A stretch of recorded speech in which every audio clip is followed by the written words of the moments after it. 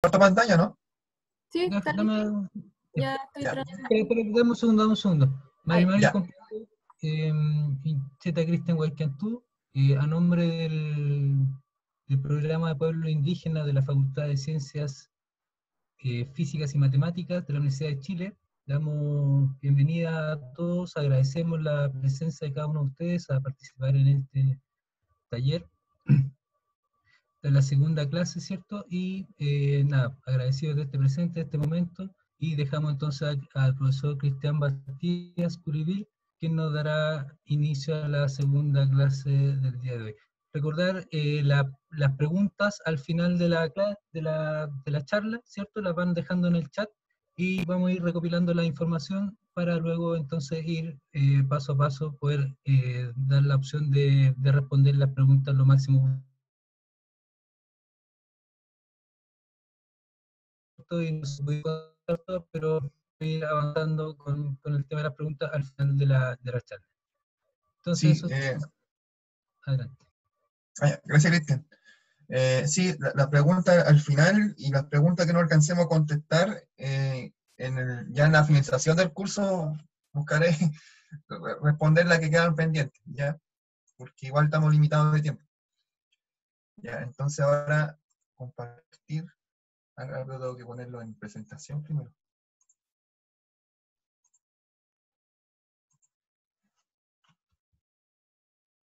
Ya, entonces ahora, ahí.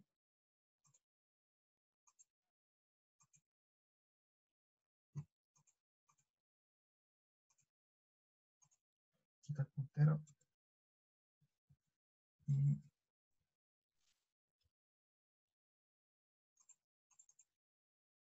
ya. Muy buenas tardes a todos.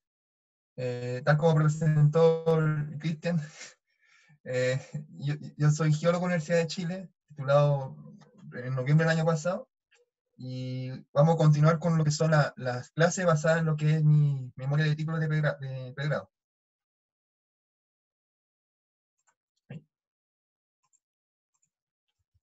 Ya. Vamos a continuar con las clases, y como les dije ayer, el texto por el momento se encuentra confidencial, y también se encuentra protegido por el Departamento de Derecho Intelectual. Y aquí aparecen en los profesores que me llevan durante estos casi 3 años que fueron mi tesis. Y si quieren adelantarse a los contenidos que van a verse la próxima semana, pueden ver los videos que ya están en redes sociales sobre otra charla que he dado de forma más comprimida. ¿Ya? Y lo que vamos a ver hoy día es qué necesitamos para poder entender los mitos y leyendas mapuche desde una perspectiva geológica. Ahora, esta diapositiva apunta a una discusión abierta porque es un tema que propuse y que no es el método definitivo para esto, sino que ojalá que aparezcan otras personas, y yo también me gustaría seguir investigando en el tema, para seguir esclareciendo estos temas.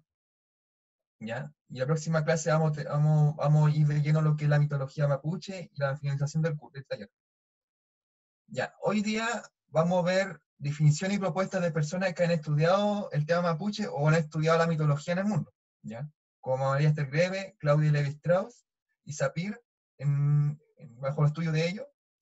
Vamos a conversar sobre algunas diferencias y semejanzas entre cosmovisión y religión, y a la vez de sincretismo, luminosidad y antropomorfismo, y conversar sobre la necesidad de generar nuevos conceptos mapuche que nazcan de la cultura mapuche, de personas que estudian el tema mapuche, y ojalá que sean también indígenas que busquen defender, en este caso, la causa mapuche. Ya, como recordatorio de ayer, del miércoles, dijimos de que el mito es un habla, es una conversación, ¿ya? Y bueno, aquí puse en Mapudungun, cómo se ve ese tema de conversación, ¿cierto? Lo que esta palabra en Nutram, bajo algunos observadores han especificado que es conversación. Sin embargo, yo también he encontrado que es una forma de referirse a mito. Ahora lo podemos encontrar de diversas formas, sin la U, ¿ya? Porque esta U es una U que se come en el Mapuzungún, casi no sonora. y también podemos encontrarla bajo distintas posturas de grafemario mapuche, distintas formas de escribir la misma palabra o la misma idea, porque a diferencia del español o el inglés, en la Mapuzungún tiene muchas formas de escribirse en base a propuestas de distintos lingüistas o historiadores o gente que estudió el tema.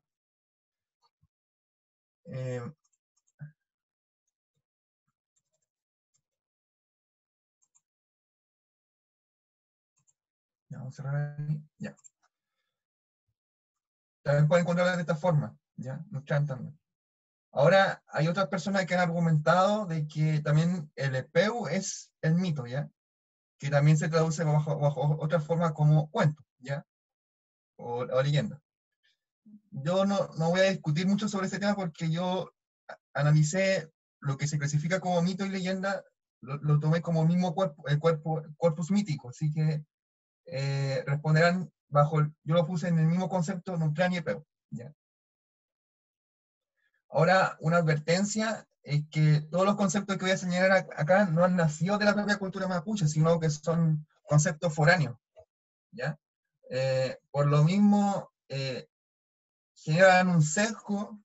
generar un sesgo de interpretación para cultural, ¿ya? Y por eso voy a discutir más, cuando ya finalicemos esta presentación, por qué es necesario generar conceptos que nazcan de la propia cultura mapuche. Ya, el miércoles explicamos lo que era gemitología, que es esta propuesta de Dorothy Italiano, una geóloga estadounidense, de que los conceptos que en este caso que antes se explicaban en forma de mito y leyenda, pueden tener una nueva lectura que es dentro de las ciencias de la Tierra, geológica. También conversamos que el mundo, o sea, la humanidad a través de su historia ha explicado aspectos naturales, de fenómenos naturales, a través del mito, ¿ya? Y aquí tenemos un ejemplo de Adán y Eva en la Biblia, la caída de Ícaro en la mitología griega, y en el caso chileno, mapuche, es la pugna entre Trenténica y Cay. También conversamos sobre las ideas o propuestas del sociólogo y antropólogo francés Claude Lévi-Strauss, ¿ya? Que de hecho es como es la referencia en el tema de mitos, ¿ya? Junto con Mircea Eliade. Y le citaré el dualismo que hablaba él en torno a las culturas de la Tierra. Las regularidades culturales se derivan de la estructura del cerebro humano y las consecuentes semejanzas en los procesos mentales inconscientes. El rasgo más destacable del espíritu humano es su tendencia a dicotomizar, a pensar en términos de oposiciones binarias y luego buscar un tercer concepto que medie en esta oposición al tiempo, que sirve de base para formular otra nueva. El estructuralismo se interesa, pues, en explicar la semejanza entre las culturas, pero no su diferencia.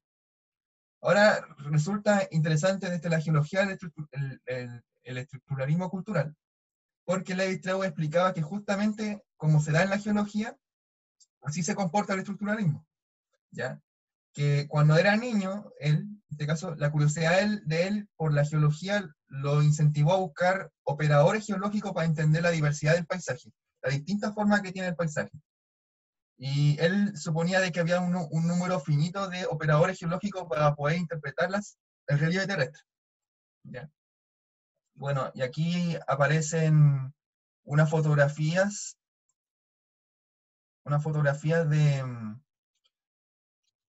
del geólogo argentino Ernesto Cristalini, en que aquí se ve una propagación por falla y un cizalle inclinado. También comentamos de que existe la propuesta del pensamiento salvaje de Lévi-Strauss, ¿ya? En que, por lo menos en los tiempos de hoy día, se habla mucho de pensamiento científico en que se proponen estructuras, en este caso son axiomas, conjetura, postulado, para poder entender acontecimientos. Y aquí un ejemplo de esto son las leyes de Kepler para entender el desplazamiento de los cuerpos celestes. Pero, sin embargo, el pensamiento que ha permitido que la humanidad siga hasta el día de hoy, y con lo cual yo comparto con Lévi-Strauss, es el pensamiento mítico, el pensamiento salvaje o la lógica de lo concreto, ¿ya? Porque en base a acontecimientos, en este caso los terremotos, los tsunamis o erupciones, han construido estructuras lógicas de pensamiento para poder prevenir riesgos geológicos, ¿ya? Y de hecho, en base a esa lectura es que la humanidad sigue hasta el día de hoy, no en base a lo otro que es el pensamiento científico, que es algo muy reciente, ¿ya? Que tiene alrededor de 400 años y que se considera de que el matemático francés René Descartes inició el pensamiento científico. Y le citaría al respecto las palabras de Levi-Strauss. Cada civilización propende a sobreestimar la orientación objetiva de su pensamiento, y es porque nunca está ausente. Cuando cometemos el error de creer que el salvaje se rige exclusivamente por sus necesidades orgánicas o económicas, no nos damos cuenta de que nos dirige el mismo reproche y de que a él, su propio deseo de conocer le parece más equilibrado que el nuestro, ¿ya? De que aquí se pone en evidencia las distintas observaciones sobre el mismo fenómeno, ¿ya? Que posiblemente el indígena considere que nuestra forma de actuar en la cultura occidental sea desequilibrada con el medio natural. Y a la vez, por mucho tiempo, en décadas pasadas, se ha considerado que la gente indígena opera en forma contraria al progreso, ¿ya? Entonces aquí hay una observación que hizo Levi-Strauss en 1962. Ahora vamos a comentar la forma en cómo veía Levi-Strauss el mito, ¿ya? Y comenzaremos con estas citas. El valor del mito como mito, por el contrario, persiste a despecho de la peor traducción, sea cual fuere nuestra ignorancia de la lengua y la cultura de la población donde fue recogido. Un mito es percibido como mito por cualquier lector, en el mundo entero. La sustancia del mito no se encuentra en el estilo ni en el modo de narración, sino en la sintaxis. O sea, ni en la sintaxis, sino en la historia relatada, ¿ya? Entonces, lo que plantea Levi-Strauss es, como una primera observación, nos debemos hacer la siguiente pregunta. ¿Es válido usar la traducción en los mitos y leyendas? ¿Ya? Por eso esta diapositiva, o sea, esta clase estamos orientada a una discusión abierta con ustedes. Continuando con lo que decía Levi-Strauss, el lugar que el mito ocupa en la escala de los modos de expresión lingüística es el opuesto al de la poesía, pese a lo que haya podido decirse para aproximar una a la otra. La poesía es una forma de lenguaje extremadamente difícil de traducir en una lengua extranjera y toda traducción entraña múltiples deformaciones. Ya, lo que pasa es que Levi-Strauss comentaba de que el mito es casi como un dispositivo que opera en toda la mente humana en el pasado, en el presente y en el futuro. Que en cualquier parte del mundo, si uno comenta un relato, posiblemente las personas identifiquen que es un mito o una leyenda, ¿ya? Y que él decía que esto no es como la poesía, porque la poesía es muy difícil de traducir y sale tiene su lógica en el idioma en el cual fue escrito, ¿ya? Entonces, esas son observaciones que hacía Levi-Strauss en torno al mito. Y él también plantea la dificultad de estudiar los mitos y leyendas, ¿ya? El estudio de los mitos plantea un problema metodológico, en virtud del hecho de que no puede conformarse al principio cartesiano de dividir la dificultad en tantas partes como haga falta para resolverla. No existe término del análisis mítico, unidad secreta para decir al final del trabajo es composición. Bueno, esto es lo que apunta el pensamiento científico, que uno divide el problema en múltiples partes, o uno va buscando la relación entre las partes. Y esa es como la forma en la cual, por ejemplo, opera las distintas disciplinas que enseñan en la Facultad de Ciencias Físicas y Matemáticas de la Chile, y en particular en todas las ciencias. ¿Ya? Y él también comentaba de que los temas de los mitos se desdoblan al infinito. Cuando se crea verlo desenmarañado y tenerlos separados, simplemente se aprecia que vuelven a ligarse respondiendo a las solicitudes de afinidades imprevistas. La divergencia de sucesiones y los temas es un atributo fundamental del pensamiento mítico. Lo mismo que los mitos son interminables. ¿Ya?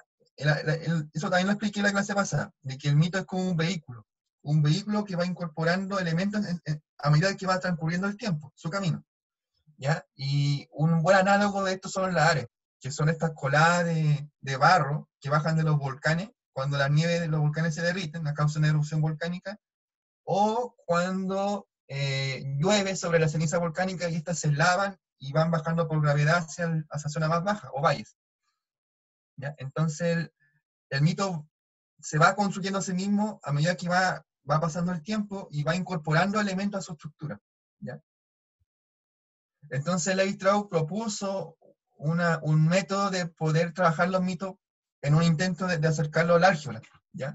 Que es el mitema, que es encapsular una idea de alguna frase de un relato, la idea más simple, y esta ponerla en una forma de una matriz, ¿ya? Y él hablaba de que el mitema opera en el plano de la frase, no en el plano de, por ejemplo, un grafema, un fonema, un semantema, ¿ya? Que son como la forma en la cual uno puede dividir un párrafo y estudiarlo lingüísticamente. Ahora, también Levi-Strauss explicaba mucho de que los mitos lo llevan a acercarse a otras ciencias, ¿ya? En buscar nuevas relaciones, ¿ya? Y él hablaba de esto en el 78. Recordarán que alguna vez escribí que los mitos despiertan en el hombre pensamientos que le son desconocidos. Esta afirmación ha sido muy discutida y hasta criticada por mis colegas de lengua inglesa, porque en su opinión, desde un punto de vista empírico, esta es una frase que en último análisis carece de significado. Sin embargo, yo creo que ella describe una experiencia vivida, precisamente porque explica el modo de cómo yo percibo mi relación con mi propia obra. Es decir, mi obra despierta en mí pensamientos que me son desconocidos. Y aquí donde yo apuntaba al respecto de que Levi-Strauss, en su búsqueda de poder entender cómo operan los mitos a nivel de mente humana, él empezó a tomar elementos de otras ciencias para poder explicarlo. Y esto es lo que los profesores, en el caso de la facultad, y otras personas más, han afirmado que esa es la búsqueda de la ciencia, ¿cierto? Aquí puse la palabra serendipia, que quizás no mucha gente la conozca, pero es como en la búsqueda de encontrar algo, a veces uno encuentra algo inesperado, ¿ya? Y bueno, un ejemplo de esto es que en muchos diarios nacionales, no hace mucho tiempo, antes del estallido social y el tema de la pandemia, se comentaba de que científicos habían logrado crear un sable láser, ¿ya? Que a la idea de Star Wars. En realidad no estaban buscando eso, estaban buscando discernir sobre un tema químico y físico, ¿ya? Y otro ejemplo de serendipia famoso, que siempre lo comenta el profesor José Massa, astrónomo de la facultad, es que el microondas, un elemento que siempre usamos nosotros, no fue inventado para poder, en este caso, calentar nuestro alimento, sino que en una primera instancia se quería saber cómo afectaba el calor, el microondas, ¿cierto? La radiación infrarroja, a las moléculas de agua que estaban concentradas en distintos compuestos, ¿ya? Y de forma, dentro de la serendipia, como un objeto inesperado, se concretó como un uso industrial, y en este caso la obtención de los microondas, que son tan comunes hoy día. Ya, volviendo a Levi-Strauss. ¿Es válido usar traducciones siempre en los mitos y leyendas? Al parecer, bajo la lógica de Levi-Strauss, sí es posible. Y en este caso, tiene fundamento los múltiples trabajos en que se han usado traducciones para entender aspectos de los fenómenos naturales en los mitos y leyendas, ¿ya? Sin embargo, si ustedes razonan de la siguiente forma, cuando uno fotocopia un documento, ¿cierto? En no leer la sustancia del mismo, sino fotocopiarlo un montón de veces, ¿cierto? Cientos de veces, al final el último documento, el enésimo documento, pierde la sustancia de la lectura. De hecho, se hace muy borrosa la visión o la lectura que uno quiere hacerle a una fotocopia, ¿ya? Entonces, yendo a eso, vamos a ir a Sapir, ¿ya? Que fue uno de los fundadores de la teoría lingüística que muy famosa entre la misma gente lingüistas, que es la teoría, el relativismo lingüístico de Sapir-Whorf. Y aquí se trata a lo que decía él respecto a 1929, sobre lo que significaba el lenguaje. El lenguaje es una guía de la realidad social. Si bien el lenguaje no es considerado de interés esencial para los estudiantes de ciencias sociales, y aquí también extrapolo a los estudiantes también de la Facultad de Ciencias Físicas y Matemáticas, y entre otras ciencias, condiciona poderosamente todos nuestros pensamientos sobre los problemas y procesos sociales. los seres humanos no solo viven en el mundo objetivo ni en el mundo de las actividades sociales, como se entiende normalmente, sino que están muy a la merced del lenguaje particular que se ha convertido en el medio de expresión de su sociedad. Es una ilusión, y aquí lo destaco, imaginar que uno se ajusta a la realidad sin el uso del lenguaje, y que este es un medio incidental para resolver problemas específicos de la comunicación y reflexión. El hecho del asunto es que el mundo real está construido, en gran medida, inconscientemente sobre los hábitos lingüísticos del grupo humano. Lo que vemos y oímos, entre otras experiencias obtenidas de lo que hacemos, se debe a que los hábitos lingüísticos de nuestras comunidades nos predisponen a ciertas elecciones de interpretación. ¿Ya? Y aquí un ejemplo, por ejemplo, al caso, es la jerga de los médicos, que muchas veces el médico explica la enfermedad de uno o los síntomas de uno, y uno, como no tiene la jerga médica, comprende muy poco al respecto de la enfermedad que uno pueda tener. Y eso también se extrapola a muchas otras ciencias, de que cuando hay tanta especialización en torno a una disciplina, se hace muy difícil para otra persona que esté interesada en el tema, se hace muy difícil la comprensión del mismo lenguaje que están usando a causa de las distintas especializaciones de las disciplinas humanas. Entonces, como una reflexión, resulta lógico y útil aprender otros conceptos ajenos a nuestro aprendizaje formal, otros idiomas, otras jergas profesionales o culturales, ¿ya? Para tener una comprensión de la cultura del otro. Incluso esto también se extrapola, por ejemplo, en tratar de entender cómo operan los computadores, ¿ya? En este caso, seres inanimados. En este sentido, no debemos abusar de las traducciones, ¿ya? Porque nos hace cara información. Es mucho más útil el ejercicio consciente de aprender otras culturas, otras jergas, otra forma de resolver el mismo problema, de abordar el mismo problema. Porque solo mediante a ese ejercicio es como se logrará progresar, aceptar democráticamente las diferencias y aprovechar la diversidad de ideas. Por ejemplo, la dificultad que les mencioné recién entre la conversación entre distintas disciplinas. Y en base a eso, construir nuevos productos intelectuales o físicos bajo el trabajo armonioso y conjunto que se va a dar y que se tiene que dar entre disciplinas y culturas. Entonces, aquí vamos a aterrizarlo a la geología. Un geólogo que desea estudiar culturas, por ejemplo, incidencia de los riesgos geológicos en la planificación urbana de algún sector en específico, por ejemplo, en la Araucanía del Sur, no puede plantearse su estudio si no se sumerge conscientemente en la cultura que busca estudiar o ayudar. Ya, y ahora vamos aterrizando lo que es la cosmovisión mapuche. Y aquí vamos a citar a la primera persona que propuso la cosmovisión mapuche como parte de la academia, ¿ya? Y el dualismo de María Esther Greve, que fue antropóloga y musicóloga de la Facultad de Ciencias Sociales de la Chile. Y ella decía que la cosmovisión mapuche es el sistema interpretativo integral del universo, para los mapuches. Postula la existencia de dos principios heterogéneos, disímiles e irreductibles, los cuales estarían presentes tanto en las configuraciones culturales complejas como sus elementos constituyentes o aspectos particulares de su realidad, y cuya base reside en la conjunción de dos principios opuestos que forman parejas de posiciones tales como bien el mal, hombre y mujer, vejez, juventud, entre otros. Es condición necesaria para lograr el equilibrio cósmico la yuxtaposición o síntesis de dichas polaridades. Aquí se parece mucho a la forma en cómo argumentaba Claudia Levi-Strauss, aunque entre ellos no hubo un cruce de información, o no hubo una influencia de uno sobre el otro. Ahora, en palabras más simples, la cosmovisión mapuche presenta una estructura simbólica, dual, simétrica, basada en parejas de oposiciones, ¿ya? Y algo que según María Esther Greve no solamente se manifiesta en la cultura mapuche, sino que en todas las culturas andinas, ¿ya? En esta idea de una posición complementaria entre conceptos, ¿ya? Y continuando con el tema, vamos a conversar sobre cosmovisión o religión, ¿ya?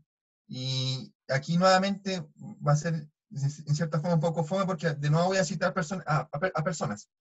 Ya, entre ellas, vamos a comenzar con la primera persona que habló de cosmovisión, ¿ya? Que es Wilhelm Dilthey, en el 24. Y él comentaba, las concepciones del mundo no son procesos del pensamiento. no nacen de la voluntad de conocer, surgen de las actividades vitales, de la experiencia de vida, de la estructura de nuestra propia totalidad psíquica, ¿ya? Con respecto a la cosmovisión. Entonces la cosmovisión apuntaría a, no solamente a lo que a nosotros nos enseñan, sino también a nuestra propia creencia basada en nuestras propias experiencias de vida, ¿ya?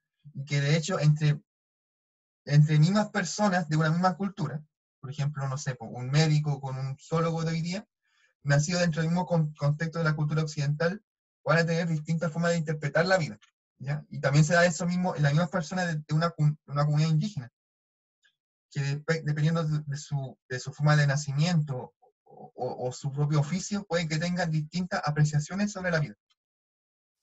Según la RAE, que esta es una de la Real Academia Española, que es una definición más simple, como visión es visión o concepción global del universo.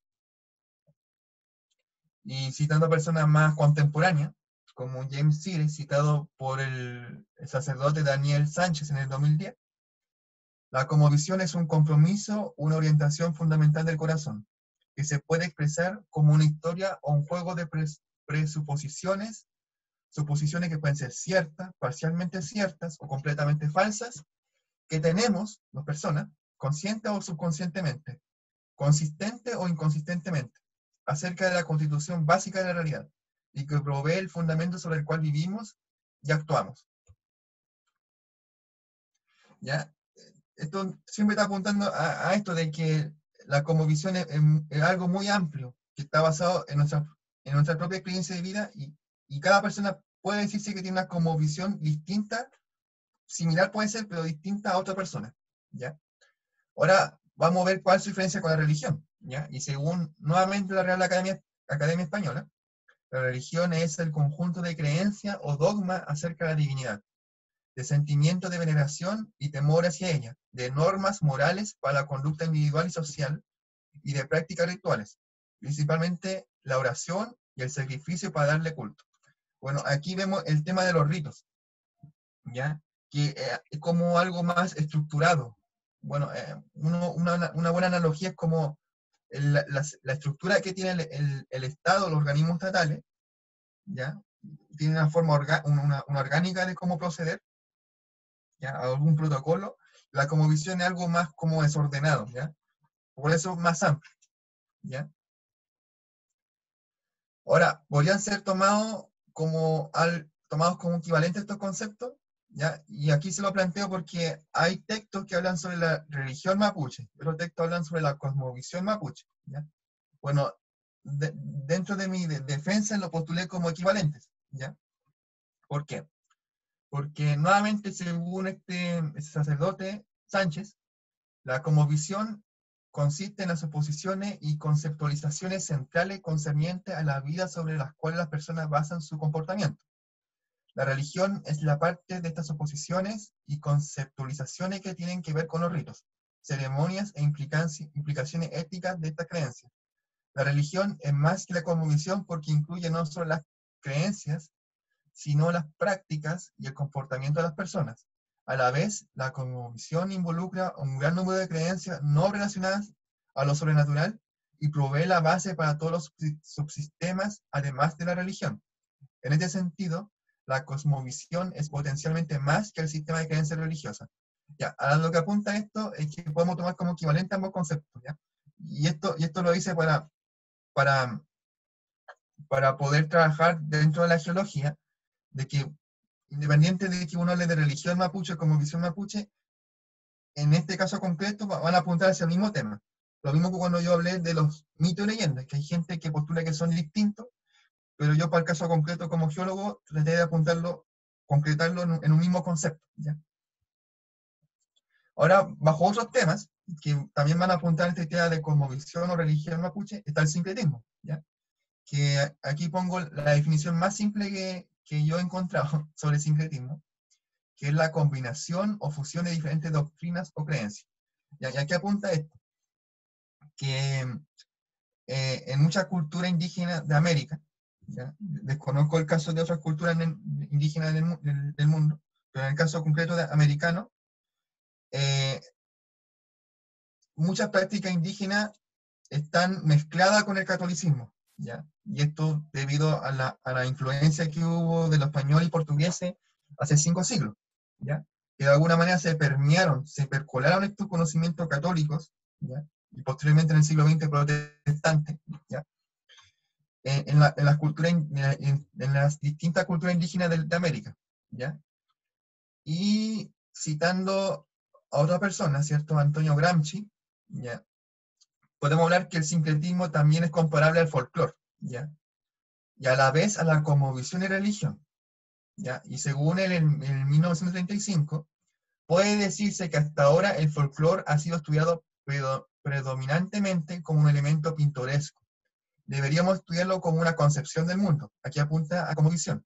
Una concepción del mundo que no solo es no elaborada y asistemática, ya que el pueblo por definición no puede tener concepciones elaboradas, sistemáticas o políticamente organizadas de lo mismo, tanto por su desarrollo contradictorio, sino que de igual forma múltiples, no solo en el sentido de distinto o yuxtapuesto, sino también en el sentido de estratificado desde lo más a menos absurdo, en que además debe hablarse de un conglomerado indigesto de fragmentos diversos de otras concepciones del mundo, de otras cosmovisiones, ¿ya?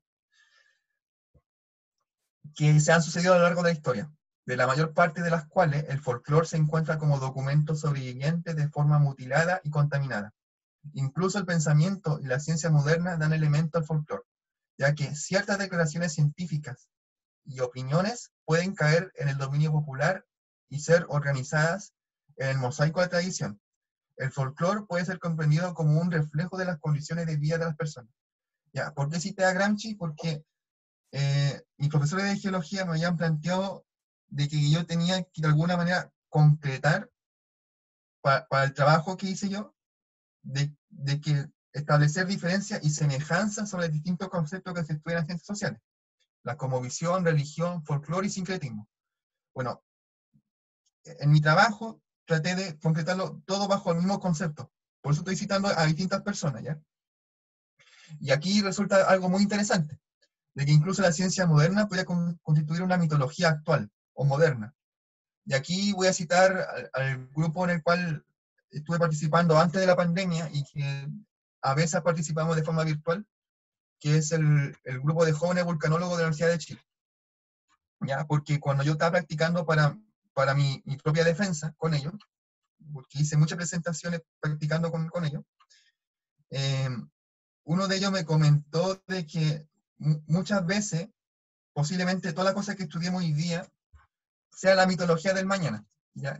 En un sentido de que posiblemente una creencia de hoy día científica pueda ser rebatida y después se considere como una especie de mito del pasado científico. O si la civilización cayera, ¿cierto? Ojalá que nunca pase, pero si la civilización cayera, posiblemente los sobrevivientes estarían comentando cosas míticas basadas en conocimientos científicos del hoy día, ¿ya? Y por eso yo encontré muy espectacular la frase, los pensamientos de Gramsci en este sentido, porque la misma cosa que estudiamos hoy día pueden ser la mitología del mañana o del presente. Incluso cuando alguna autoridad científica hace un comentario sobre sus propios estudios, muchas personas que no tienen formación científica pueden tomar como la palabra de verdad y no cuestionarla. Y algo que pasaba mucho con los mitos y leyendas. ¿Ya? Entonces, nuevamente, como una discusión abierta, se podría decir en una primera aproximación, y también tratando de decirlo esto con muchos reparos, ¿ya? Porque esto puede ser muy discutido por la gente de ciencias sociales y lingüistas, que la cosmovisión y religiosidad apuntan a un mismo elemento cultural, y que además, bajo las observaciones de Gramsci, a su vez, estas serían equivalentes, de nuevo, bajo cierto contexto, al sincretismo y al folclore. Bueno, ejemplos chilenos de sincretismo, folclore, cosmovisión y religión, es la Virgen del Nacoyo, ¿ya? Una festividad que está asociada al 23 y 27 de diciembre. Si vamos más al sur, hacia Lumaco, tenemos la Piedra Santa de Lumaco, que es una formación rocosa, ¿ya? En el cual hay distintas leyendas del significado que tiene para la gente mapuche, ¿ya? Y bueno, una de ellas menciona de que aquí vive, no está muerta, sino que aquí vive la pareja de Lautaro, ¿ya? Y en otras versiones hablan de que es una pareja que no pudo concretar su amor, ¿ya? Y que de alguna manera se adentraron en esta roca para vivir su amor eternamente, ¿ya? Y algunos hablan, por ejemplo, de que esta piedra anda, que va avanzando hacia un arroyo que está cercano al sector, ¿ya? Y de hecho algunos autores mapuche y no mapuche han comentado de que la festividad en torno a este promontorio rocoso es, es el más grande o el más conocido dentro del mundo mapuche actual, ¿ya? Que se celebra cada 19 de enero. Ahora, si uno va más al sur, ¿cierto? Hay misas que se realizan, en este caso, en la península de Chan Chan. Y ahí estas son fotografías que tomé del documental Al Sur del Mundo de 1988, ¿ya? En que clérigo capuchino, cada 13 de febrero, van guiando a gente mapuche y cuilliche en lo que en este caso son las creencias católicas.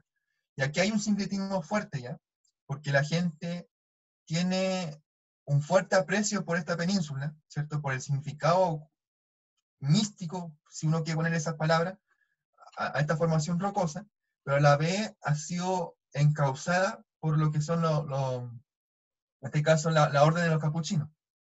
¿Ya? Y aquí tenemos un buen ejemplo de estas 4 palabras que estuve explicando hasta el momento.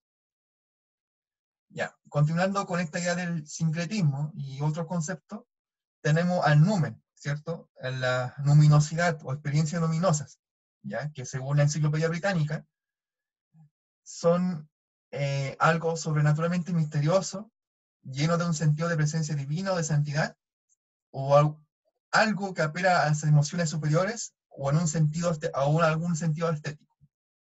¿Ya? Y que otras personas como Otto en 1980 mencionaban de que el numen es el objeto realmente misterioso, inaprehensible e incomprensible, no solo porque el conocimiento tiene respecto a él límites infranqueables, sino que además porque se tropieza con algo absolutamente heterogéneo, que por su género y esencia es inconmensurable con respecto al hombre y por esta razón lo hace retroceder espantado. Aterrizando este concepto, cuando una persona viaja, va a escalar una montaña o se acerca a una formación rocosa, mucha gente tiene el sentimiento de sentirse pequeño frente a algo grande, algo inconmensurable, ¿cierto? Una montaña.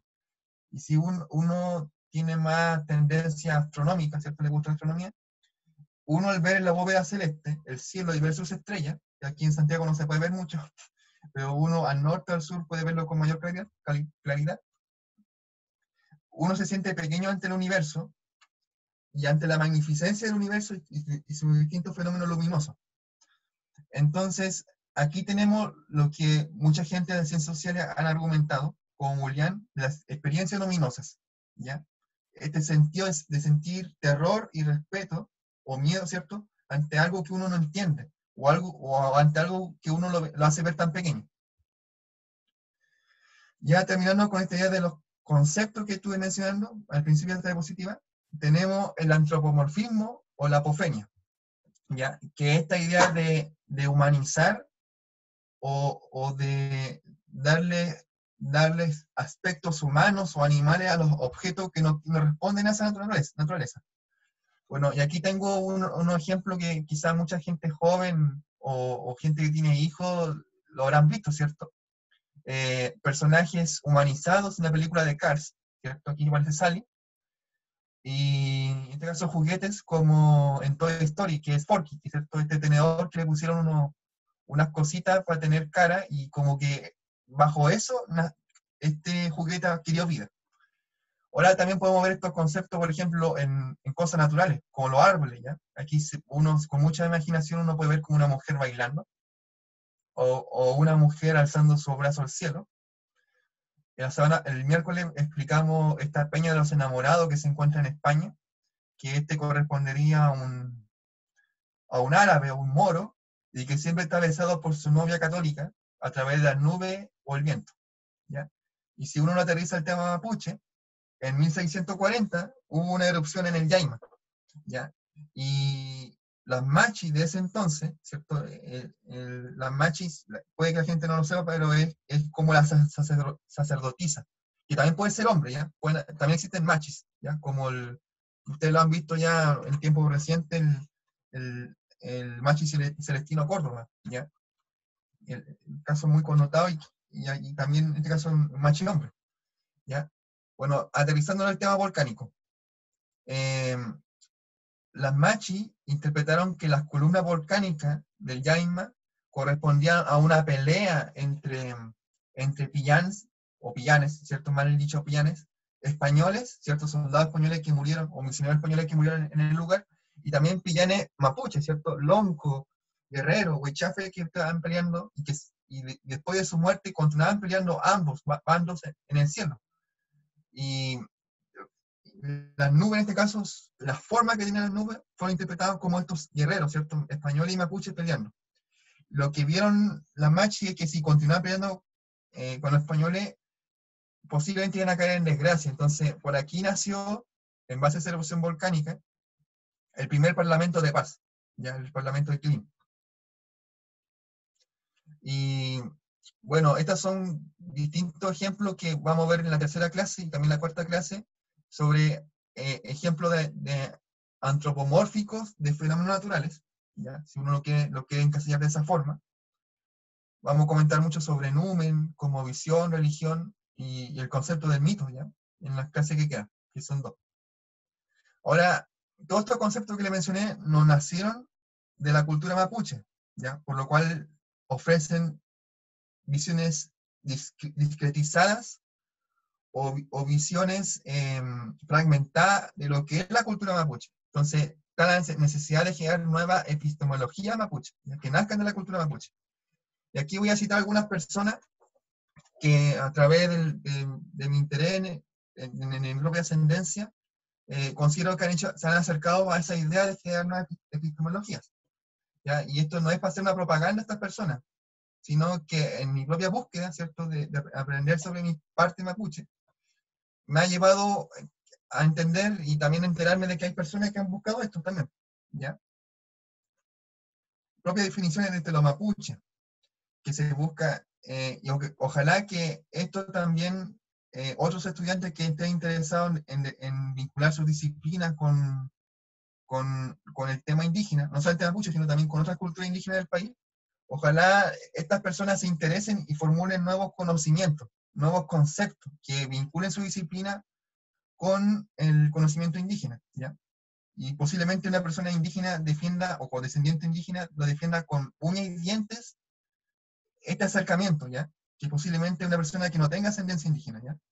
Bueno, en este aspecto, la profesora de lingüística, ¿cierto? Lisa Loncon, ha manifestado muchas veces esta idea de defender, de crear nuevas epistemologías, ¿ya? Y aquí tengo un ejemplo cuando habló del coronavirus, ¿ya? Y también la idea del tiempo en la cultura mapuche.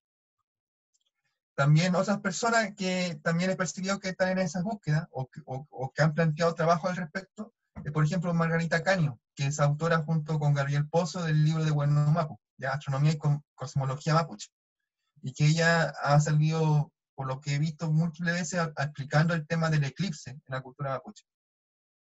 También en la cátedra indígena de la Universidad de Chile he percibido el trabajo como del profesor Juan Yanculev, ¿ya? Y que de hecho tiene un libro disponible en internet sobre esta idea de generar conocimiento desde los mapuches, ¿ya? No tanto recurrir al conocimiento foráneo de la cultura. Y sobre esto, esta idea de buscar nuevas epistemologías, la escuché por primera vez con el profesor Claudio Miyakura ya por el 2014, 2015, ¿ya? Que yo tomé un ramo con él, un ramo de formación general, y ahí fue la primera vez que escuché que ojalá hayan nuevos estudiantes, o sea, estudiantes que tengan ese interés de buscar, ¿cierto? De hacer que la distinta disciplina o cultura convergen hacia algo nuevo, ¿ya? Y él es el coordinador de la cátedra indígena, ¿cierto? De la Universidad de Chile. Y también he estado observando al Peñi Cristian Basae, y lo estuve escuchando ayer, Y también me da la impresión de que esta búsqueda, la proposición que hace él sobre el buen vivir, también apunta a estas nuevas epistemologías que nazcan desde la cultura mapuche. Y ese es un ejercicio que deberían hacer todas las personas, ¿ya? Que las personas no indígenas faciliten eso, y que las personas indígenas, cierto, estudiantes indígenas, busquen desarrollar este nuevo paradigma, ¿cierto? Para avanzar dentro de lo que es el conocimiento humano. Aquí ya pueden hacer sus preguntas, ¿ya? Y esto es como una discusión abierta que lo dejé, y también lo dejé planteado en mi tesis, de que algo que no está zanjado, sino que la idea es lograr converger estas nuevas posturas y nuevas disciplinas para todo avanzar hacia un camino de progreso y de incorporación de distintas culturas y ser una sociedad más democrática. Continuaremos con la clase 3, ya con otro concepto. Y bueno, aquí ya pueden hacer sus preguntas. Y aquí ya terminamos con la presentación. Feliz Chaltumay, bueno, gracias también por ahí la conexión. La profesora Claudia Rodríguez pregunta, ¿cuál sería la diferencia entre cosmovisión y filosofía de vida? Ya. Bueno, yo no he intentado acercarme a las ciencias sociales, ¿cierto? A los distintos conceptos que ellos manejan, pero yo no puedo hablar con mucha propiedad por el momento sobre eso, ¿ya? Porque yo soy geólogo, ¿ya? Y busqué acercar estos conocimientos y esta disciplina hacia la geología. Y en este caso para defender el tema mapuche, ¿ya? Yo creería que la filosofía también apunta a lo mismo, ¿cierto? A religión, sincretismo, folclore, ¿ya? Posiblemente van a haber salvedades de que posiblemente un antropólogo, sociólogo o un lingüista pueda decirlo con mayor propiedad, ¿ya? Pero yo me atrevería a decir que apuntan hacia lo mismo, ¿cierto? Si uno busca usarlo bajo ese paradigma.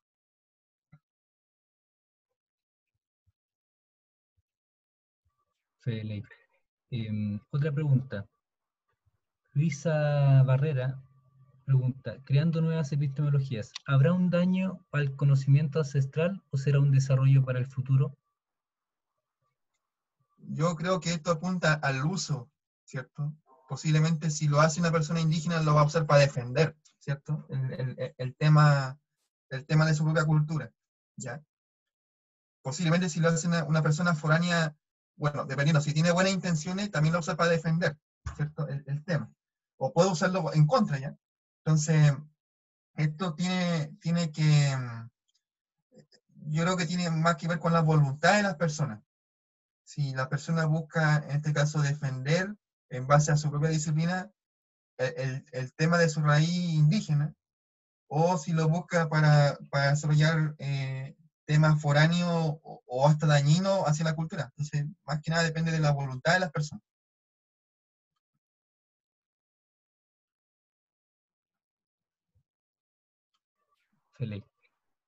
Felipe Sandoval, ¿cómo es posible conciliar una visión científica con las epistemologías que fundamentan conclusiones no necesariamente basadas en premisas causales naturales, como las explicaciones que ofrece la cultura mapuche?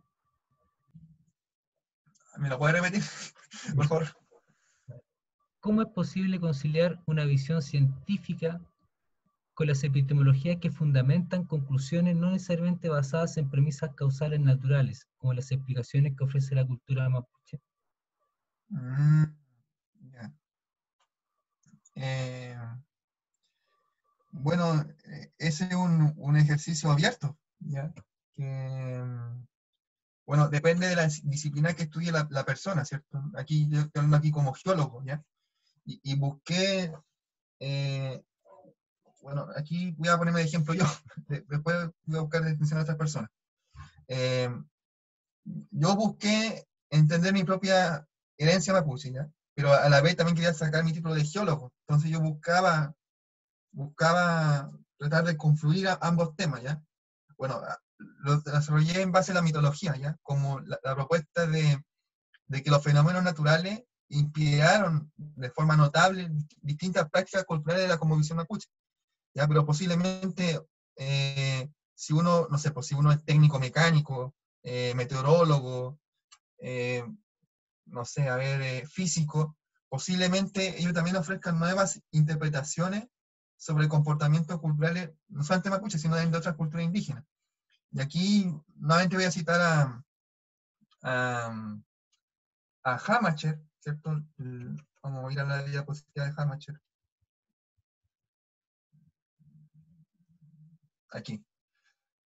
Él no siendo indígena, ya, era un astrónomo ya de Australia, él planteó que era necesario defender las visiones indígenas de su propio país, ya, porque estas eran muy ricas, estas eran muy variadas, y que muchas veces confluían a las explicaciones astronómicas contemporáneas, ya, él siendo astrónomo, ya, y no siendo indígena, ya, entonces, de nuevo, depende de la voluntad de las personas y depende mucho de, de lo que quieran buscar.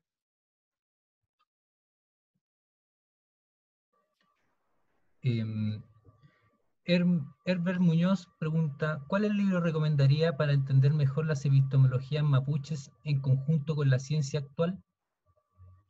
Oye, hay varios, hay muchos. Por el momento, en el tema mapuche, recomendaría el libro de Juan Yanculet, ¿ya? Aunque hay varios, ¿ya? Y también no solamente el libro de intelectuales mapuches, sino también hay como la obra de Levi Strauss o la de Mercedes Eliade que pueden ayudar a encauzar esa búsqueda, ¿ya? Bueno, aquí tenemos el ejemplo de Gabriel Poz y Margarita Caño con el tema de la astronomía, sin ser ellos astrónomos, ¿cierto?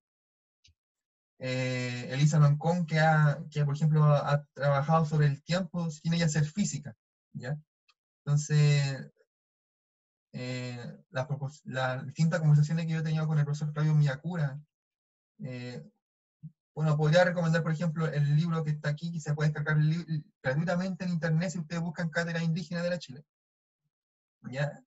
Y también podrían buscar el libro de Bonumapu, ¿cierto? De Margarita y Gabriel, ¿ya? Pero en realidad hay muchos libros, ¿ya? Y yo son de citar algunas de las personas de las cuales yo, en cierta forma, me colgué o usé sus propuestas para poder fundamentar la mía, ¿ya? Así que yo creo que con eso lo respondería.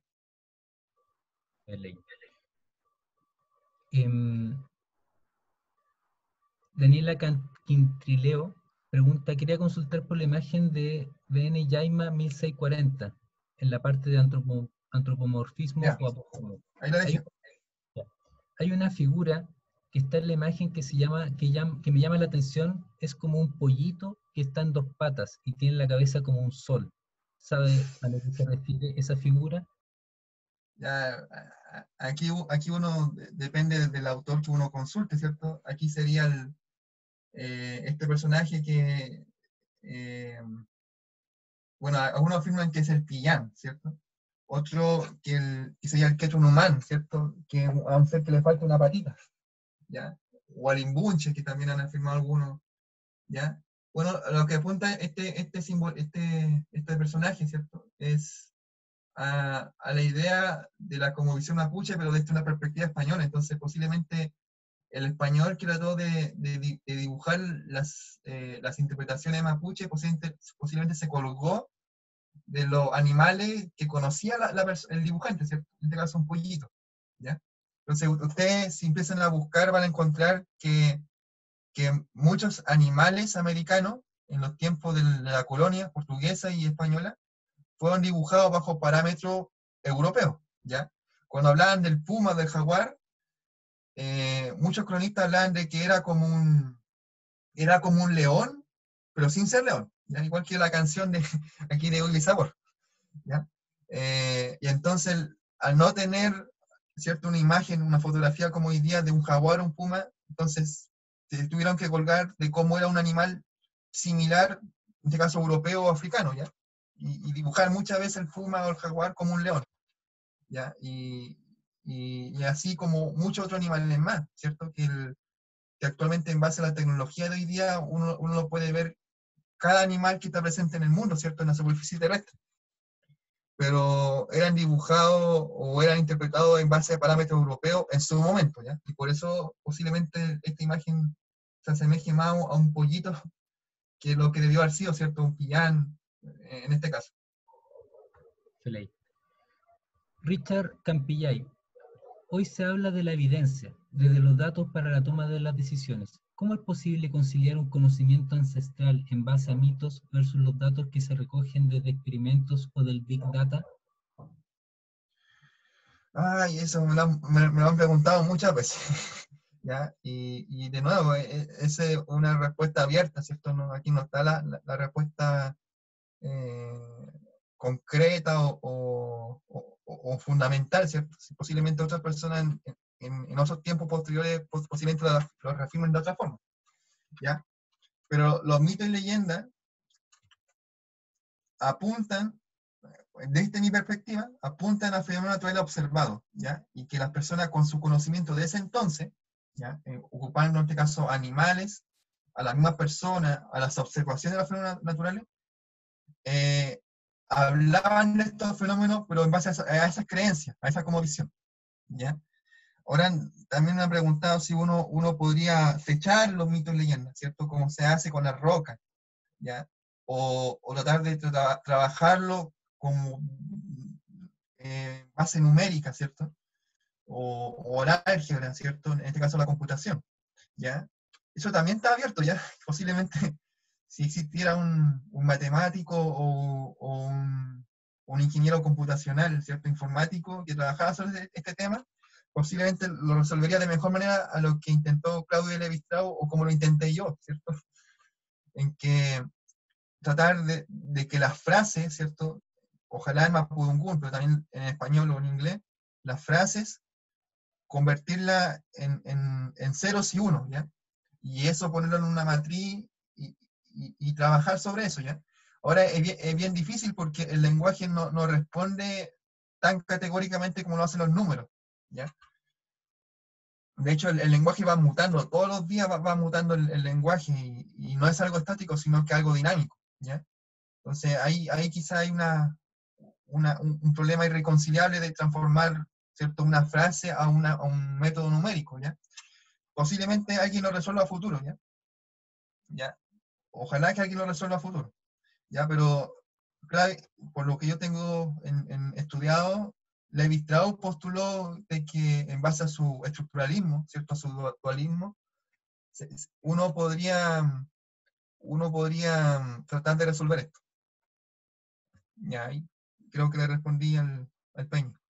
Excelente. Gemita, ¿cómo podemos explicarle geología a mapuche, en general a los pueblos indígenas, sin pasar a llevar su cosmovisión? Por ejemplo, ¿cómo le enseñaríamos geología a niños mapuche? Saludos. Esa también ha sido una pregunta fuerte que me han hecho, ¿ya? Y lo voy a plantear de la forma al revés, ¿ya? Y después vamos a tratar de volver al planteamiento de la mía, ¿ya? Cuando a mí me preguntaban si los mapuches tenían geología, ¿cierto? Ya en el departamento de geología, el profesor Ángelo Castrucho, cuando me preguntó eso, yo le dije que los mapuches no tenían geología, ¿ya? Que el tema mapuche, el indígena mapuche, ¿ya? No tiene separado de esa forma, ¿cierto? El conocimiento del mundo natural, ¿ya? Lo que sí le dije yo es que las observaciones de la gente mapuche pueden ser abordadas desde la geología, ¿ya? Y que pueden ser valiosas interpretaciones del mundo natural que son muy genuinas, ¿cierto? Y que a la vez muchas veces se acercan mucho al planteamiento geológico o científico que ahora se estudia, ¿ya? Y ahí vamos a verlo ya en la tercera clase de cómo se acercan, ¿cierto? Cómo el mito mapuche, el Nutram, o el Epeu, si uno quiere ser, ¿cierto? Se acerca mucho al planteamiento científico, y es sorprendente la forma en cómo podrían calzar. Y aquí de nuevo cito al astrónomo Duan Hamache, de que él también estaba muy sorprendido de que la explicación indígena era muy concordante con las explicaciones científicas actuales, ¿ya? Ahora, ¿cómo enseñarle a un niño indígena geología? Bueno, hay gente que ha planteado de que al indígena debía dejársele solo, ¿cierto? No interferir en su cultura. Y otra gente ha planteado de que no, porque al indígena hay que incorporarlo al mundo actual, y el indígena verá qué cosas rescatará del mundo actual y qué cosas no, ¿ya? Para preservar su propia identidad. Sería interesante el trabajo en el cual se le pregunta al niño, antes de explicarle cosas geológicas, cómo cree que es el mundo, ¿ya? En base a dibujo o cosas de ese estilo. Y de hecho, eso lo escuché por primera vez de la funcionaria del SEGA, Sofía Otero, que ella haciendo un trabajo, ¿cierto?, con niños de Villarrica, tengo entendido, ella les preguntaba cómo concebían la tierra bajo las profundidades. Los niños dibujaban y muchos sin ella haber explicado geología, se acercaba a esto, ¿cierto?, a los planteamientos de que la Tierra está estratificada, ¿ya?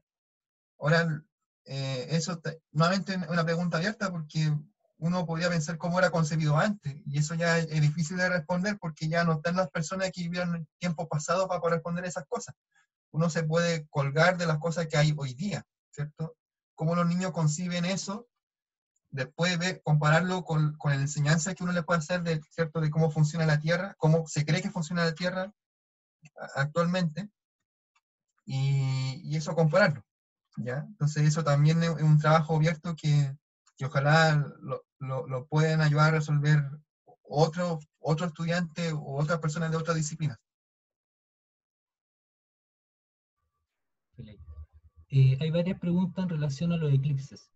Que se acercan, que tengamos 3 eclipses seguidos, qué sucede con los eclipses en relación a la cultura mapuche y qué pasa con los eclipses también desde la geología.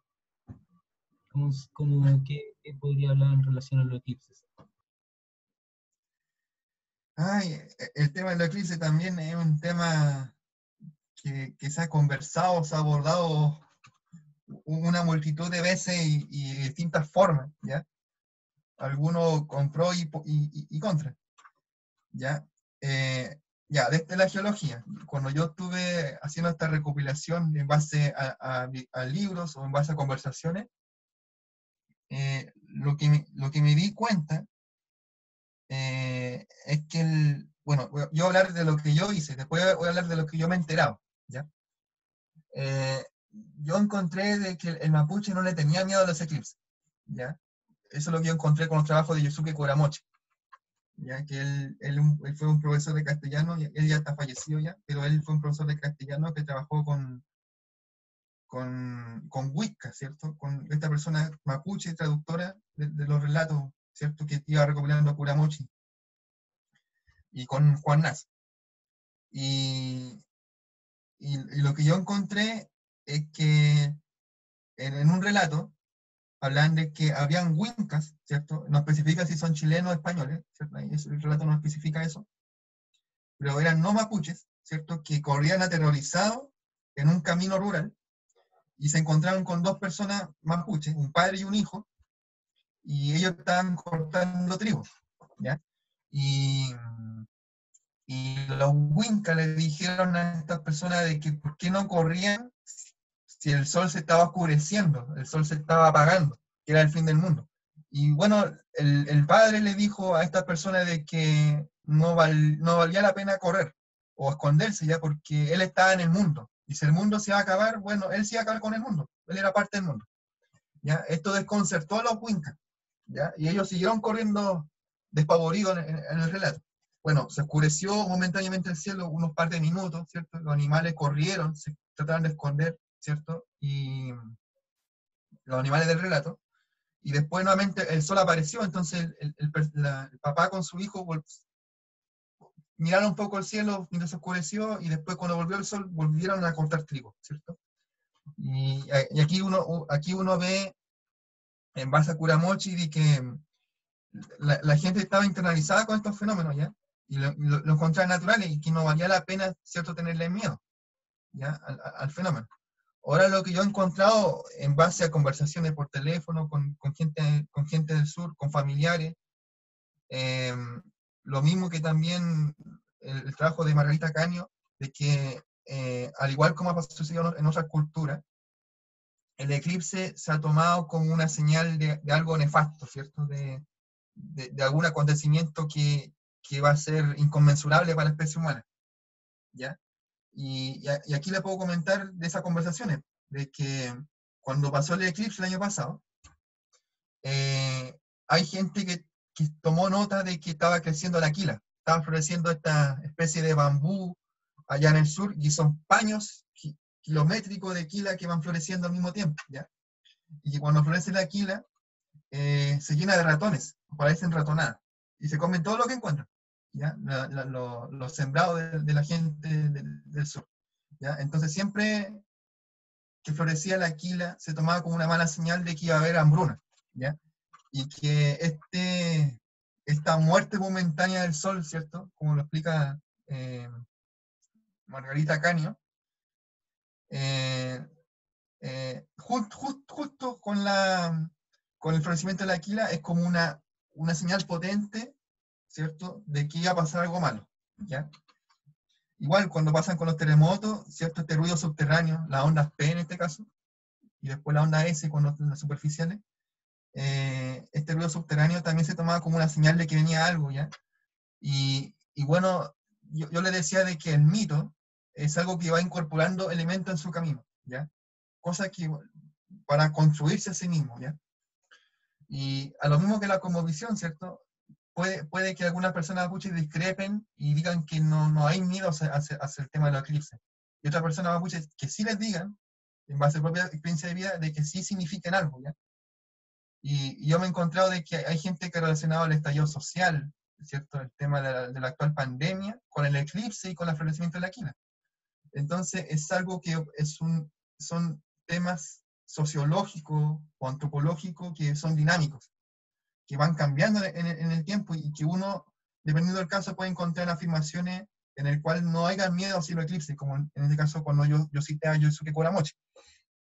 O también hay una especie de miedo hacia el tema de los eclipses, ¿cierto? Como el trabajo de Margarita Caño y también de familiares que yo he conversado en el sur. Entonces, de nuevo, es un tema abierto desde ambas posturas.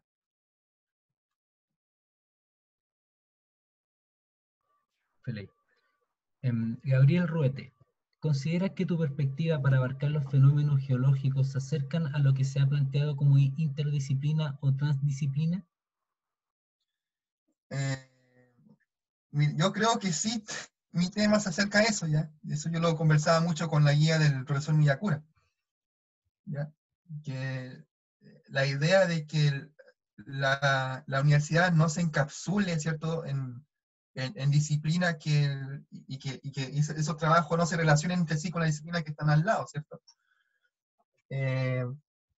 Ojalá los estudiantes trabajen sobre esa línea, ¿cierto? Tratando de relacionar conceptos, ¿ya? Porque ahora como está en la disciplina, no conversan mucho entre ellas, ¿cierto? Y a un antropólogo le cuesta entender lo que diga un geólogo, o un geólogo puede que no le crea a un antropólogo o un sociólogo sobre lo que dice sobre el comportamiento de las culturas humanas. Lo mismo también pasa en la misma facultad, de que muchas veces los ingenieros no le creen mucho lo que dicen los geólogos, ¿ya? Y pueden que le crean más cuando usan más parámetros más de matemáticos, ¿cierto? O químico, o termodinámico, por ejemplo, lo que hace un geofísico, ¿ya? Entonces, ojalá los estudiantes o los mismos profesores se planteen de que los trabajos tengan que ir bajo esa línea, ¿cierto? Tratar de conversar y converger los distintos lenguajes, ¿cierto? A pesar de que todos hablamos español o castellano, muchas veces no lo entendemos, ¿ya? Y eso es por esta idea de encasillar, encapsular, poner dentro de un cuarto y no conversar con los otros cuartos, la distinta disciplina humana, y ojalá que aparezcan nuevos trabajos. Por ejemplo, a mí me gustaría trabajar sobre eso, ¿cierto? Sobre tratar de facilitarle a un geólogo la lectura indígena y a la vez que un geólogo valore la cultura indígena, ¿ya? Entonces, ojalá que aparezcan más trabajos sobre esa temática, sobre esa línea. En relación a lo mismo, hay una pregunta ¿qué factibilidad y potencial se ve en relación al currículum escolar de la forma de acercarse a la ciencia desde los mapuche? Y hay una pregunta un poquito más larga que también va en relación a lo mismo. ¿Ha sabido si existe algún estudio o alguien que ha intentado recopilar con consentimiento de las autoridades mapuches su historia impresa en libros para que así sea más accesible entender y estudiar su cultura, a la vez comparar sus conocimientos con la geología? Para que, como usted dijo, no elegir ni enseñar geología en la cultura mapuche o sacar al estudiante para que pueda aprender. En vez de eso, complementar ambas. Ya, yo le puedo hablar de mi experiencia. Ya, bueno, yo cuando planteé esto por primera vez, ya estoy a finales del 2017, ya hubo distintas observaciones de parte de mi propia familia o también de la propia gente del departamento de geología, ¿cierto? De que en un primer inicio planteaban de lo que yo estaba haciendo era algo tirado para la sociología, para las ciencias sociales, la lingüística, y no geológico, ¿ya? En mi propia familia que había una especie de miedo a que me tiraran piedra o que me criticaran mucha gente. Y también me pasó cuando yo hice entrevistas, ¿cierto? Familiares me ayudaron, amigos de familiares también me ayudaron, gente que yo conocí en el camino desde el 2014, ¿cierto? Cuando yo me empecé a interesar de mi propia ascendencia mapuche, a través de cursos Mapuzungún en Maipú y en Santiago Centro, ¿ya? Cuando yo fui a Cañete, a Nueva Imperial, había gente mapuche de que sí estaba contenta de que un propio mapuche tratara de defender el tema mapuche desde su propio estudio universitario. Y también encontré gente que no, porque había gente que se enojaba con esto, que encontraran de que esto va a exponer más el tema hacia los Wincas, ¿cierto? Hacia la gente no mapuche, de que esto se va a perder con el tiempo. Hubo de hecho una persona que me cerró la puerta en la cara y yo la pasé muy mal, y de hecho el mismo Peña me dijo de que no me preocupara por eso, que esa persona también era así, que pasa que por el tema de la pacificación, de la propia pisoteada que ha hecho la población chilena o la política chilena hacia el tema mapuche, ha hecho que la gente mapuche reaccione de esa manera desfavorable, ¿cierto? Lo mismo que ha pasado cuando han ido sociólogos, antropólogos, otros cientistas sociales, de que cuando van a tratar de escuchar una conversación mapuche o un mito mapuche y después no vuelven nunca más al terreno, esto el extractivismo epistemológico es lo que ha provocado esta dinámica de pro y contra dentro de la misma cultura mapuche, y que posiblemente yo creo que también se ha dado en otras culturas, ¿cierto? Indígenas, no solamente de Chile, sino también del mundo. ¿Ya?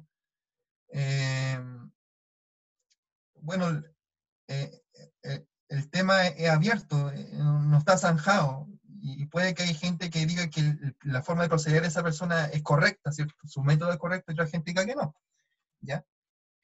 Y bueno, yo decía que sería interesante, antes de, por ejemplo, plantear geología a niños o a comunidades, ¿cierto?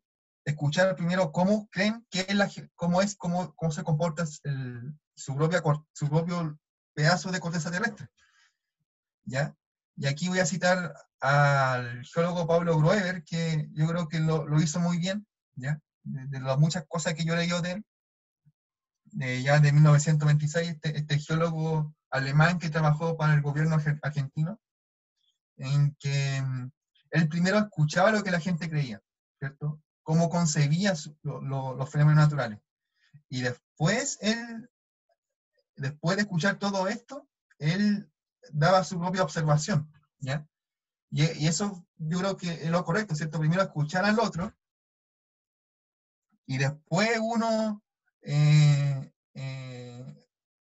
conversar lo que a uno le han enseñado, ¿ya? Y esto respetaría el propio tema indígena, ¿ya?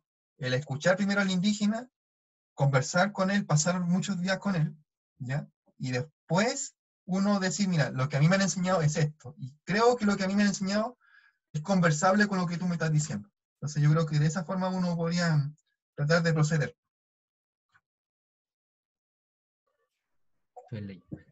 Yéndonos al concepto espiritualidad. ¿Sería el concepto... No escucho. Perdón, se me soltó el... ¿Sería el concepto espiritualidad el que más respete la genuinidad de la experiencia religiosa mapuche como valioso, más que el concepto religión instala a priori una posición de superioridad en el razonamiento de la experiencia de lo divino? Está media complicada su pregunta. ¿Voy a repetirlo, Cristian? Sí, espiritualidad o religión, los conceptos estos. ¿Cuál crees que va más ligado hacia lo mapuche, en lo que entiendo? ¿Qué más representa lo mapuche? Ya. La experiencia religiosa mapuche. Ya. De lo que yo he conversado con mi mamá, mi mamá sabe mucha historia mapuche porque ella es mapuche del sur de Nueva Imperial, con familiares, ¿cierto? Que de Nueva Imperial ahora están en Puente Alto, ¿cierto? Amigo mapuche, ¿cierto? De San Bernardo, que tiene familia allá en Coelemu, en Cosquecura, en Elicura. Eh,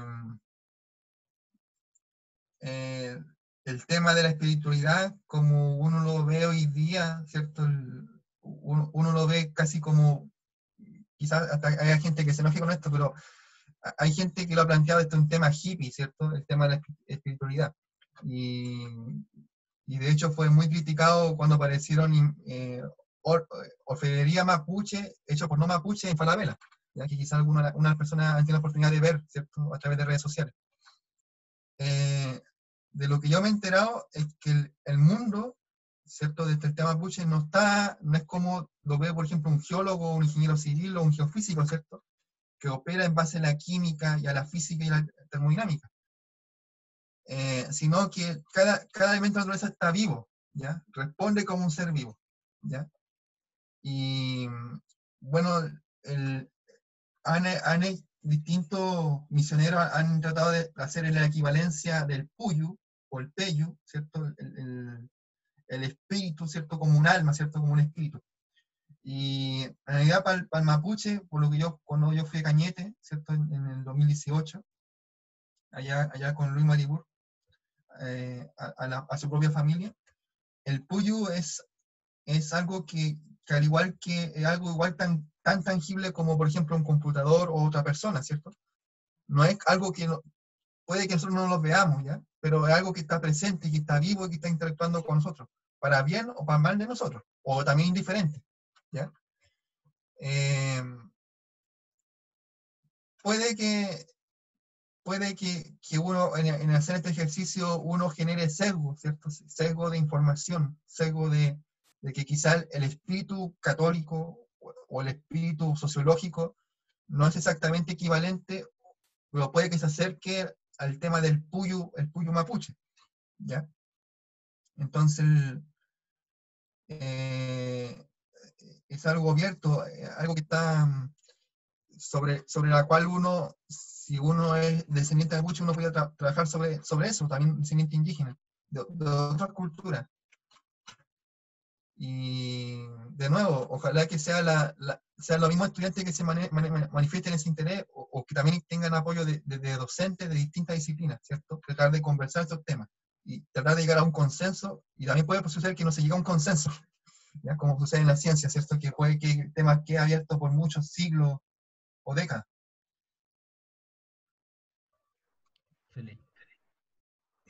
Voy a leer dos preguntitas más para ir cerrando la sesión. A nivel de investigación, ¿cuál es la percepción que tienes de las culturas ancestrales de Chile respecto a que muchas veces se ven divididas más que unidas? ¿Lo compartes? Ay, yo he visto unión y desunión. He visto las dos cosas, ¿ya? Que en reuniones que yo he tenido acá en la Universidad Católica Silva Enrique, Por ejemplo, hay muchos aymara que se han enojado que siempre el mapuche tiene mayor voz o mayor preferencia sobre el tema de política, siendo yo también indígena, ¿cierto? Los peñas aymara allá del norte, ¿ya? También he visto yo mucha unión, ¿cierto? Allá en el Cerro Blanco de Recoleta, que he visto que interactúan de forma armónica gente indígena mapuche y no mapuche, ¿ya? Y también afrodescendientes, ¿ya? Creo que actualmente el tema del Cerro Blanco de allá no ha cambiado. Yo no sé cómo estará ahora con el tema de la pandemia, pero he escuchado que ya no hay ese tipo de conversación, ¿cierto? De hecho, incluso hay un tema peleado con la municipalidad, ya, de allá de ese lugar. También yo he visto cuando he viajado al sur, familiares míos o también personas, vecinos de familiares que han comentado que ojalá que el tema mapuche no se estudie más. Algunos han planteado porque eh, lo, hay una frase que dicen lo dejan como chaleco de mono, ¿ya? Cuando llega, por ejemplo, un psicólogo, ¿ya? Cuando un psicólogo, por ejemplo, yo he escuchado esto ya en el sur, de que cuando estudiaban a Machi decían que eran esquizofrénicos, ¿ya? Y en realidad es porque posiblemente el psiquiatra que fue al sur, o el psicólogo que fue al sur, no lo hizo con el respeto con el respeto y con la apertura de mente que tiene que tener un profesional frente a temas culturales, ¿ya? Entonces, de nuevo, ¿ya? Estamos de nuevo yendo hacia lo mismo. Ojalá el profesional, ¿cierto?, que tenga ese interés, tenga una apertura de mente y no se cierre con los conocimientos que tiene, que le han enseñado, sino de que trate de incorporar dentro de su matriz, de los muebles que dice José Massa, ¿cierto? Incorpore otras cosas, ¿ya? Otros conocimientos.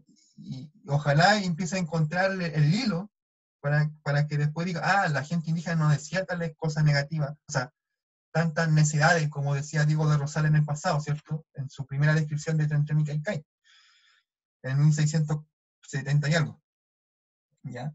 Sino que ojalá la persona que se interese en el tema indígena, siendo indígena o no, lo haga con respeto, ¿cierto? No, que tenga apertura de mente y que empiece a conversar los temas.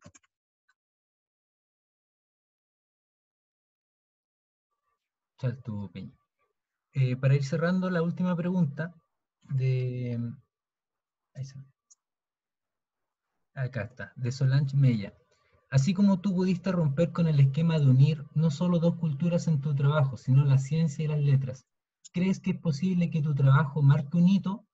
¿Crees que tu experiencia pueda servir para motivar más trabajos vanguardistas y con vista a un desarrollo unido como pueblos?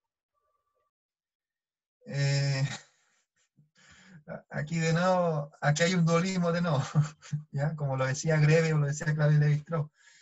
He escuchado de gente, ¿cierto? Profesores, ¿cierto? Los profesores Xavier, Hervé, Aguirre, que me guiaron, profesor Miyakura también, Marcelo Faría, que yo sí marqué un hito, ya dentro del departamento o quizás dentro de la geología del país. Y también he escuchado gente, ¿cierto? Ahora actuales colegas geólogos que no, que mi trabajo en realidad está revolviendo el gallinero, el gallinero dentro de la geología y que ojalá esto nunca se hubiera dado. Yo he escuchado el comentario de ambos, ¿ya? Entonces, yo creo que cada trabajo que hace un estudiante es un hito, ¿ya? No solamente el mío, sino que cada estudiante ha marcado un hito y que siempre va a encontrar pro y contra de lo que ha hecho. Que haya gente que diga que el trabajo no es científico porque no es numérico, otra gente diga que sí es científico porque está buscando hacer conversar temas que nunca se han conversado, gente que diga que no es geológico, gente que diga que sí es geológico. También me he encontrado yo, cuando yo he ido a la Facultad de Ciencias Sociales, que perfectamente esto lo podría haber hecho un geógrafo o un lingüista, y aquí es donde yo planteo la siguiente pregunta: si perfectamente lo puede haber sido un geólogo, perdón, un sociólogo, un antropólogo o un lingüista, ¿por qué no lo hicieron ellos? ¿Ya? Porque hay gente, ¿cierto?, de allá que me han dicho, me han apoyado con el tema que yo he hecho, y hay gente que también han dicho que no, que es un tema que pudieran haber hecho perfectamente ellos y que no es novedoso, ¿ya? De nuevo, aquí yo percibí un dualismo, que hay gente que dice que sí, porque mi trabajo es un hito, y hay gente que me ha dicho que no. Y yo trato de respetar ambas posturas, ¿ya? No tratar de quedarme con una, aunque claro, cuando yo he escuchado comentarios negativos, uno le baja la depre y uno se siente mal varios días, ¿ya? Pero eso también va construyendo el espíritu de uno, ¿cierto? Y ver que quizá el trabajo de uno de verdad es importante y es un tema que hay que plantearlo y si uno quiere tratar de progresar como chileno, tratar de incorporar otras visiones, ¿cierto? Y no basurear el tema indígena como siempre ha pasado, ojalá que se den estas conversaciones, no solamente dentro de la geología, o quizá otras disciplinas que se hagan en UCHEF, sino de otras disciplinas más allá, ¿ya? Y que se inicien estas conversaciones entre disciplinas.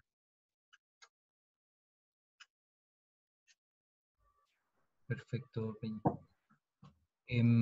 Yo creo ya por la hora, no hay más preguntas, hay algunos comentarios ahí, bueno, agradecimiento mucho de tu trabajo, de lo que se ha realizado, la ciencia dura, el pensamiento racional, que hay que ir expandiéndolo, así que creo que está todos bien, están muy agradecidos por la clase y a nombre del programa de Pueblos Indígenas en la Facultad ay, se me olvidó, de Ciencias Físicas y Matemáticas de la Es Universidad de difícil, Chile. ¿Cómo? es difícil decir todas las palabritas de la facultad.